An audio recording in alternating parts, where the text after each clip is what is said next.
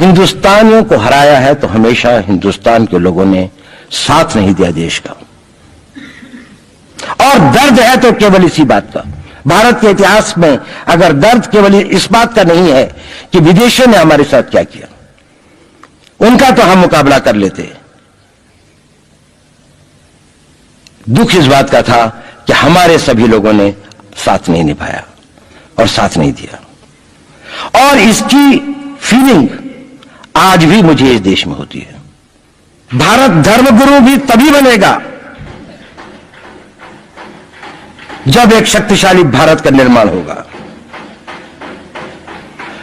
जिन लोगों ने भारत के ऊपर आक्रमण किया, भारत के ऊपर राज किया, इस प्रकार से राज किया कि राज करते वक्त, जाते वक्त अपने गुलामों से कह दिया कि तुम राज कर लो, हम तो जा रहे हैं। लोग आते हैं तो सुप्रीम कोर्ट भी ये वो करता है कि जिन लोगों ने जो इसके लिए जिम्मेदार हैं, उन्होंने जो काम किया है वो भारत के ऊपर आक्रमण के बराबर काम किया है। और वही सरकार उस सुप्रीम कोर्ट के 25 जुलाई 2005 के निर्णय के 3 दिन के अंदर में एक नया अध्यादेश जारी करके उन सारे के सारे कानूनों को फॉरेनर्स एक्ट के अंदर में इनकॉर्पोरेट कर लेती है, क्योंकि इतिहास दुनिया की सबसे बड़ी अदालत है। इससे बड़ी अदालत कोई नहीं है। सुप्रीम कोर्ट में क्या हुआ, हाई कोर्ट में क्या हुआ, लड़ाई के मैदान में क्या हुआ, इलेक्शंस में क्या हुआ, ये सब बातें आती हैं, चली जाती हैं, बाद में रह जाता है केवल इतिहास। और इतिहास का निर्णय हमेशा उसके पक्ष में गया है जो शक्तिशाली था। इसने कभी उसका साथ नहीं दिया जो न्याय के साथ था, जो सही था। अगर ऐसा होता तो दिल्ली में बाबर रोड होती है, बाबर रोड है लेकिन राणा सांगा रोड नहीं है, क्योंकि बाबर आया, विजयी हुआ, राणा सांगा हार गया। भारत की हिंदू शाही किंगडम अफगानिस्तान से होती सिकुड़ती सिकुड़ती सिकुड़ती यहां तक नहीं आ जाती। हमने किसी पर आक्रमण नहीं किया, हमने किसी के जीवन मूल्यों को नष्ट नहीं किया, हमने किसी के धर्म ग्रंथों को और धर्म स्थानों को नष्ट नहीं किया। शायद हम न्याय संगत थे, शायद सत्य भी हमारे पक्ष में था, लेकिन शक्ति हमारे साथ नहीं थी। इसलिए इतिहास ने हमें उसकी सजा दी। इतिहास ने हमेशा उनको सजा दी जिन्होंने विचारों को कर्म से और न्याय को शक्ति से अधिक महत्व दिया।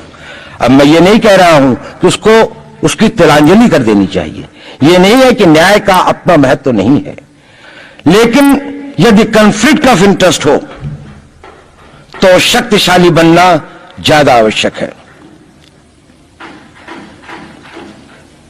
भारत धर्मगुरु भी तभी बनेगा जब एक शक्तिशाली भारत का निर्माण होगा।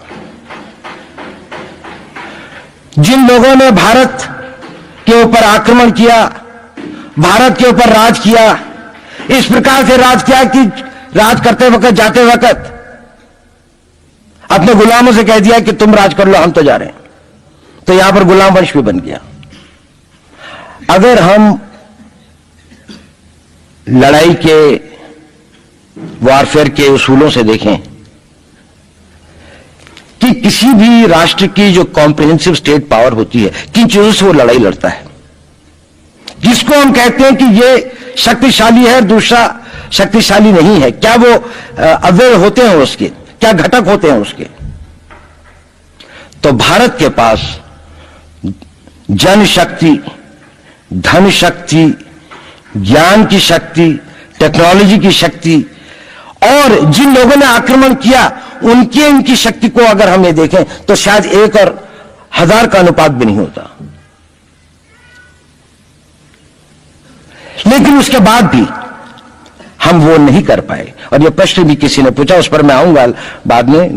निवेदिता जी ने उसका बहुत अधिक उत्तर दिया, बहुत अच्छा उत्तर दिया था कि क्या कारण है, किसके कारण भी हम लोग इस लड़ाई में, इतिहास ने हमारे साथ या हमारे पक्ष में न्याय नहीं दिया। क्या कारण है कि कश्मीर में हम लड़ रहे हैं, जिन्होंने हमारे ऊपर आक्रमण हो रहा है, हमारे ऊपर बाहर से लोग आकर वायलेशन हमारे बॉर्डर का करते हैं, इन्फिल्ट्रेटर्स हमारे यहां आते हैं, जबकि पूरा का पूरा कश्मीर भारत का भाग है, अभिन्न भाग है। कानून के अनुसार वहां के राजा ने यह हस्ताक्षर किए, हमें दिया। क्या कारण है कि करोड़ों की संख्या में बांग्लादेश से लोग भारत में आते हैं, हम बाड़ लगाते हैं, वो लोग वहां से मना करते हैं कि आप हमारे आदमियों को आने दीजिए, और हम कुछ नहीं कर पाते।